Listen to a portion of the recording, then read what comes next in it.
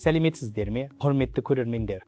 Мен доктор Raghavendra Kosski, Apollo ауруханасының Jubilee Hills, Hyderabad микрохирургиялық андролога, уролога және сексуалдық медицина маманымын.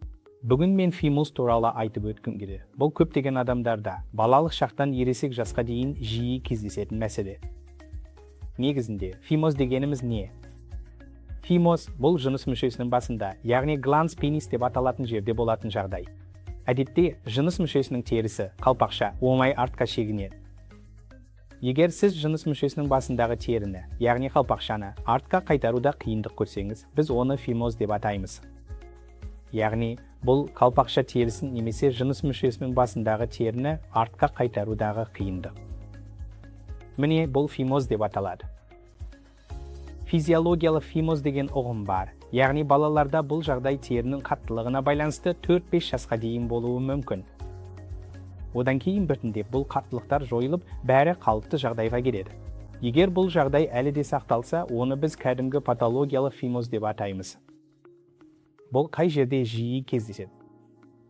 Фимоз қант диабеті бар адамдарда жиі кездеседі. Әсіресе Үндістанда диабет көп таралғандықтан көптеген науқастарда саңырауқұлақ инфекциялары болады. Оны біз баланопастик деп атаймыз, яғни жыныс мүшесінің басы мен препуций терісінің қабынуы. Бұл жағдай біртіндеп терінің тарылуына әкеледі. Сондықтан созылмалы баланопастит фимозға келетін жиі кездесетін жағдай. Кейбір адамдарда бала кезіндегі фимоз сол күйінде қалады. Бұл туа біткен фимоз, бірақ кейбір адамдарда жарақат немесе зақымдану салдарынан фимоз дамып жалғасуы мүмкін. Тағы бір созылмалы қабыну жағдайы бар. Оны бысы немесе баланитис ксеротика облитеранс деп атайды. Ол да фимозға келуі мүмкін. Өте сирек жағдайда кейбір басқа жыныстық қатынас кезіндегі жарақаттарда фимозға келетін мәселелер тудыруы мүмкін. Ендеше, фимозды қалай анықтауға болады? Бұл өте оңай, қосымша тексерулер қажет емес. Дәрігер сізді тексереді. Тексеру кезінде, егер препуцийді кейін қайтару қиын болса, бұл фимоз диагнозын қоюға жеткілікті. Фимоздың әртүрлі дәрежелері болады. Кейде жеңіл ғана қиындық болады. Препуцийді кейін қайтаруға болады, бірақ ол сақина тәрізді қалыптасады. Екінші дәрежеде ол кейін қайтады да жыныс мүшесінің жартысын жабады. Үшінші жағдайда препуцийді кейін қайтару өте қиын, тек жарты бөлігі ғана ашылады. Төртінші жағдайда теріні мүлде кейін қайтару мүмкін емес. Сондықтан фимоздың бірнеше дәрежесі бар. Кейбір адамдарда тексеру кезінде бәрі қалыпты көрінеді, бірақ қиындық тек жыныстық қатынас кезінде байқалады. Жыныс мүшесі эрекция кезінде тері тұрып қалады да, олар жыныстық қатынас кезінде ауырсыну сезінеді. Осындай адамдарға да әрі қарай емдеу қажет болуы мүмкін. Ендеше, фимозды қалай емдейміз? Көптеген науқастарда бұл фимоз емделмесе, ол қайталанатын зәр шығару жолдарының инфекцияларына әкелуі мүмкін, және сол аймақта үнемі жайсыздық болады. Себебі барлық ер адамдарда терінің астында ақ түсті зат, смегма жиналады.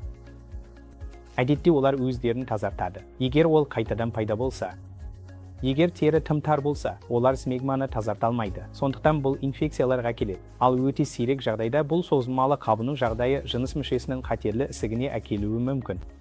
Сондықтан фимоз болған кезде, егер ол жеңіл түрде болса, адамдар өздерін жайлы сезінсе, оны елемеуге болады. Басқа жағдайда науқастардың көпшілігінде фимозды түзету қажет. Фимозды түзетудің қандай түрлі жолдары бар? Дәстүрлі сүндеттеу әдісі бар. Онда біз терінің бір бөлігін алып тастаймыз. Бұл әдісті жең техникасы деп атаймыз. Ал соңғы жаңалық степлерлі сүндеттеу әдісін қолдануға болады. Тағы бір нұсқа, адамдар интернетте лазерлік сүндеттеу туралы іздеп жатады. Бірақ лазерлік сүндеттеуде ерекше ештеңе жоқ. Мұнда біз пышақтың орнына лазер қолданамыз. Сондықтан қан кету сәл аз болады. Басқаша айтқанда, бәрібір тігіс салу керек болады. Сонымен әртүрлі нұсқаларға келсек, мейлі ол дәстүрлі немесе жең тәрізді әдіс болсын, не лазерлік, не степлерлік сүндеттеу болсын. Сыртқы көрінісі әдемірек әрі жазылу уақыты жылдамырақ нәтиже степлерлік сүндеттеуде байқалады. Сондықтан науқастың қажеттілігіне қарай біз барлық қызмет түрін ұсынамыз. Олар өздеріне ұнағанын таңдай алады. Егер сізде осындай мәселелер болса, андрологқа немесе урологқа баруыңызға болады. Рахмет.